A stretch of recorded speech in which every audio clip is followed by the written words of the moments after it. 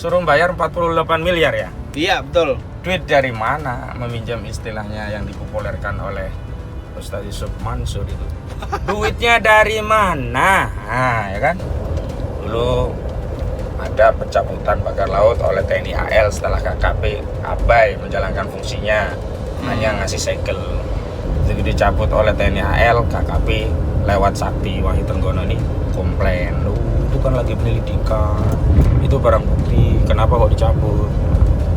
Jadi memang dusta-dusta ini coba terus dibela oleh pejabat, dan tanpa malu pejabat itu menganggap kita semua ini rakyat bodoh, terus ya mempropagandakan kedustaan-kedustaan seolah-olah kalau mereka mengulang-ulangi kedustaan itu akan menjadi pembenaran bahkan kebenaran. Padahal ya kita rakyat tahu lah, karena kita ini nggak mau, ya pertama nggak mau didustai, yang kedua nggak mau juga jadi korban kedustaan. Memang dia penjahat, tapi seolah-olah semuanya dilakukan oleh dirinya. Oke. Mana fakta yang disampaikan berdasarkan realita dan mana fakta yang disampaikan sebagai rekayasa untuk melokalisir kasus ini, seolah-olah persoalan pagar laut dan sertifikat laut itu selesai diindividualisasi kepada sosok Arsin dan hanya dilokalisir di TKP Desa Kohot, Kecamatan Paku Haji, Kabupaten Tangerang. Kayaknya kita perlu urai satu-satu ya. Oke. Pertama dari sisi TKP atau tempat kejadian perkara. Pagar laut itu membentang sepanjang 30,16 km, melintasi 16 desa dari 6 kecamatan se-Kabupaten Tangerang, ditambah beberapa desa lagi di Kabupaten Serang. Oke. Nah, kita putar balik ini ya. Kita belum ngaktifin map lagi. Betul lah, kita putar balik. Jadi aneh kalau soalan ini kok seolah-olah selesai ketika mentersangkakan Arsin dan 3 orang lainnya, Sekdes juga 2 penerima kuasa sebagai tersangka kasus pagar laut begitu. Sertifikat laut. Sertifikat laut. Dan kemudian ini ditambah peran Arsin selain sebagai tersangka pagar laut, dia juga sebagai pemalsuan sertifikat. Pemalsu ya sertifikat laut, juga sebagai aktor pagar laut. Bahkan Arsin didampingkan dengan stafnya namanya T ini kan Tarsin bukan kita kan. Bukan kita Tarsin itu kan orang yang hadir di ILC yang kata nelayan Pontang yang bernama Pak Khalid. Saya khawatirnya jangan-jangan orang yang seperti ini staf desa gitu. Ternyata dia akhirnya mengaku memang dia staf desa gitu. Ya, jadi nggak nyambung dari sisi TKP-nya itu, karena tidak mungkin di TKP 16 desa di 6 kecamatan itu dilakukan oleh seorang kepala desa di satu desa saja, di satu kecamatan, yaitu Desa Kohot, Kecamatan Paku Haji, Kabupaten Tangerang. Sementara kewenangan desa itu dibatasi dengan wilayahnya. Mana bisa dia masuk ke wilayah desa-desa orang, kecamatan orang lain, apalagi nanemin pagar di wilayah orang. Itu udah nggak masuk dari argumentasi itu. Yang kedua, ya sambil senyum ya mendengar. Boleh ini. Lawang Ars ini kepala desa, gajinya itu bisa ditakar. Kok katanya siap membayar, tapi nggak keliru juga sih, karena yang mengaku, nah pertanyaannya kan kalau yang mengaku belum tentu dia saja. Artinya ada banyak yang lainnya yang belum diungkap atau tidak mengaku, atau memang sengaja tidak dikejar. Nah, atau juga ditutup-tutupi gitu. Suruh bayar 48 miliar ya? Iya, betul. Duit dari mana? Meminjam istilahnya yang dipopulerkan oleh Ustaz Yusuf Mansur itu. Duitnya dari mana? Nah, ya kan? Duitnya dari mana gitu. Kenapa? Sederhana saja. Uang 48 miliar itu nggak kecil gitu. Dan ini sebenarnya agak kurang nyambung ya dengan statement sebelumnya yang katanya akan didenda 18 juta rupiah per kilometer. Kalau 18 kali 3 kan ya nggak segitu ya. Ya kan? Tapi nggak tahulah, suka-suka mereka begitulah. Yang penting udah denda gitu. Cuman nggak nyambung saja gitu, duitnya dari mana. Yang ketiga, keanehannya, kenapa pagar laut ini diumumkan setelah ada desakan masyarakat yang sebelumnya yang diproses hanya kasus sertifikat laut. Padahal kan yang pertama dipersoalkan kan Justru pagar laut Betul. gitu. Jadi ini seolah-olah awalnya kasus sertifikat laut mau digunakan untuk menutupi kasus pagar laut, tapi karena masyarakat mengerti, paham, tidak bisa dibohongi bahwa kasus sertifikat laut itu adalah satu kejahatan, sementara pagar laut juga kejahatan yang lain yang kedua-duanya harus diusut. Nah, akhirnya Arsin yang tadinya mau pasang badan jadi tumbal untuk kasus sertifikat laut dijadikan tumbal lagi pada kasus Astagfirullah. pagar laut gitu. Selanjutnya ya, kita udah lama, LPH Muhammadiyah juga sudah sounding nama-nama yang sesuai realita di lapangan itu bukan hanya Tarsin dan bukan hanya Arsin ya. Dalam pengertian bahwa mereka terlibat iya, tapi bukan mereka yang menjadi penanggung jawab proyek itu. Mereka hanya koordinator di wilayah desa mereka. Nah, jadi kalau pemasangan pagarnya di wilayahnya desa Kot, memang koordinator yang mengarahkan ya Arsin ini selaku kepala desa, dan bisa jadi dibantu oleh staf desanya si Tarsin ini. Tapi pemilik proyeknya, aktor utamanya ya bukan dia. Yang sudah disonding LPH Muhammadiyah ke Mabes Polri itu ada nama-nama dan bahkan entitas korporasi. Oke. Ada nama Mandor Mehmet, ya kan? Iya.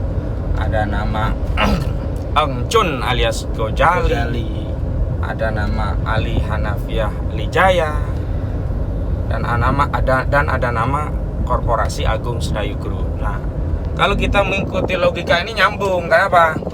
Oh, yang mengerjakan proyeknya Mandor Mehmet, yang biayai Gojali. Gojali itu anak buahnya Ali Hanafiah Lijaya. Ali Hanafiah Lijaya itu orangnya Aguan, orang kepercayaan Aguan. Nah, kepentingan pagar laut itu apa? Untuk menguasai secara de facto wilayah laut yang nanti akan diterbitkan sertifikat laut dengan dalih itu nanti akan dinarasikan, didongengkan. Oke. Hikayatnya itu dulu tanah daratan yang musnah terkena abrasi, sehingga mereka nanti bisa melakukan reklamasi ya, bukan proklamasi ya, reklamasi Reboisasi atau rekonstruksi, memanfaatkan ketentuan pasal 66 PP nomor 18 tahun 2021. Dan PP ini yang menyiapkan juga oligarki. PP ini disiapkan oleh oligarki untuk merampas wilayah kedaulatan tanah dan laut Indonesia yang ditandatangani Jokowi. Yang ditandatangani Jokowi di eranya Jokowi saat itu. Ini papenasnya siapa, lupa aku, nanti aku cari namanya. Yang jelas ini adalah pengejawantahan daripada breakdown ya, daripada pelaksanaan Undang-Undang Cipta Kerja di belit pertanahan. Dan karena di pasal 9 Undang-Undang Cipta Kerja itu sudah menyinggung soal tanah musnah, yang sebelumnya tanah musnah ini tidak pernah diatur dalam Undang-Undang Pokok Agraria. Jadi nggak nyambung semua lah dari antara fakta dan sinetron-sinetron yang ditampilkan itu nggak nyambung. Begitu Bung Arif. Nah, karena ketidaknyambungan ini Pak Ahmad Khosinuddin ya, sebagaimana yang antum jelaskan, hampir semuanya tidak nyambung. Nah, kira-kira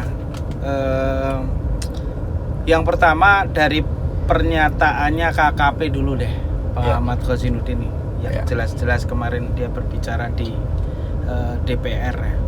Dan dari pernyataan KKP kan itu yang menyatakan Arsin bersedia kan dari KKP Wahyu Sakti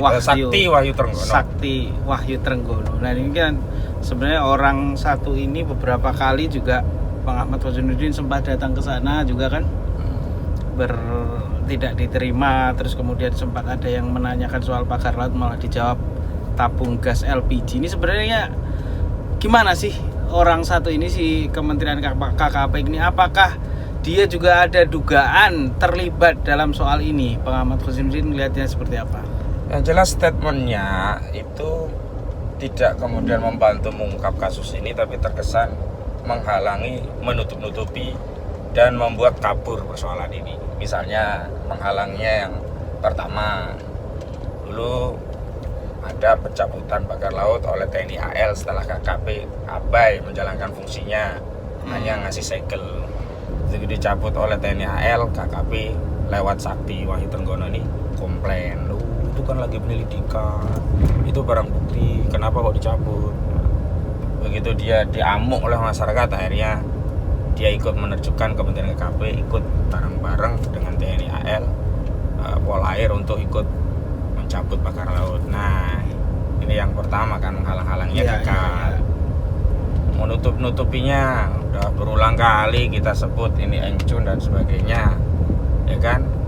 Akhirnya hari ini upaya untuk menutupi nama-nama itu ya kemudian dikonkretkan dengan menyebut hanya 2 nama tadi. Nanti kalau kita udah keras, dia akan berdalih, oh itu kan baru nama-nama awal dari penyelidikan kami, ternyata dalam perkembangannya ada nama-nama lain. Nah, begitu biasa itu pejabat itu gitu. Makanya sementara ini kita dustakan saja semua statement pejabat gitu ya. Sebelum statement mereka sejalan dengan fakta lapangan yang ini sudah menjadi pengetahuan umum masyarakat desa yang ada di Kohot, yang ada di sepanjang pagar, bukannya Kohot. Iya, bukan hanya Kohot. Sampai di Tanara udah tahu kawan-kawan itu. Sampai ya yang di apa namanya Kecamatan Pontang, nelayan yang namanya Bung siapa Pak Khalid itu udah tahu gitu loh. Lah kok mau bikin sinetron, istilahnya mau mencuri kok di tengah lapangan siang hari gitu. Mengendap-endap, pura-pura pakai senter. Lah wong siang hari mengendap-endap pakai senter, padahal penonton melihat dia semua, kok ya enggak malu gitu ya. Enggak malu gitu, enggak punya malu pejabat-pejabat kita. Jadi saya kira, saya justru khawatir kemarin itu kan hampir sama dengan Nusron Wahid itu, mincela-minceli. Betul. Katanya sertifikat tidak jadi dibatalkan, kemudian katanya dibatalkan, katanya hanya 50, katanya 191, katanya terakhir semua dibatalkan. Enggak percaya. Sebelum sertifikat itu digunting di depan kita, di depan masyarakat, dijejerin, dibuka satu-satu, digunting sertifikat itu, baru kita percaya sertifikat itu dibatalkan. Sampai hari ini kita nggak perlu percaya gitu. Kenapa? Karena tadi mereka ingin menyelamatkan sertifikat itu. Kenapa? Karena sertifikat itu bukti atas adanya hak terhadap wilayah laut, dan bukti atas adanya hak terhadap wilayah laut yang dinarasikan dulunya wilayah daratan yang menurut Nono Sampono hikayatnya itu dulu daratan kena abrasi. Itu Nono Sampono itu kan bohong gitu. Nggak ada abrasi-abrasi. Cek aja secara geospasial, cek aja batas wilayah, cek juga riwayat, cek juga fisiknya. Contoh yang paling mudah ngecek itu di wilayah Kohot tadi ada sungai namanya Cisadane yang terjadi bukannya abrasi, malah sedimentasi, penambahan wilayah daratan karena adanya timbunan material yang terbawa air sungai. Nah, sejalan dengan itu, Pantura itu beda dengan pantai selatan. Arah angin kan rata-ratanya kan dari benua Asia lari ke benua Australia. Jadi kalau yang pantai utara itu kecenderungannya justru menambah materi dari laut ke bawah ke pinggir, jadi nambah wilayah daratan. Betul. Umumnya ya. Betul. Nah, kalau selatan memang wilayah daratan ketarik ke tengah. Betul. Terjadi abrasi, kira-kira begitu umumnya gitu. Nah, dan di Pantura tadi ya tanya itu rakyat yang udah berpuluh-puluh tahun tinggal di situ, pernah nggak dia pindah geser rumah gara-gara batas wilayah pantainya berubah? Kan enggak. Jadi memang dusta-dusta ini coba terus dibela oleh pejabat, dan tanpa malu pejabat itu menganggap kita semua ini rakyat bodoh, terus ya mempropagandakan kedustaan-kedustaan seolah-olah kalau mereka mengulang-ulangi kedustaan itu akan menjadi pembenaran, bahkan kebenaran. Padahal ya kita rakyat tahu lah, karena kita ini nggak mau, ya pertama nggak mau didustai, yang kedua nggak mau juga jadi korban kedustaan. Gitu. Oke, mungkin kita cukupkan ya, Bang. Ya, boleh. Karena kita mau ada agenda nanti sholat Jumat. Ya. Jadi teman-teman, nanti kita lanjutkan lagi ya. Sebenarnya diskusinya masih panjang, rekomendasi segala macam, tapi karena waktu kita cukupkan sekian. Wassalamualaikum warahmatullahi wabarakatuh. Waalaikumsalam warahmatullahi wabarakatuh.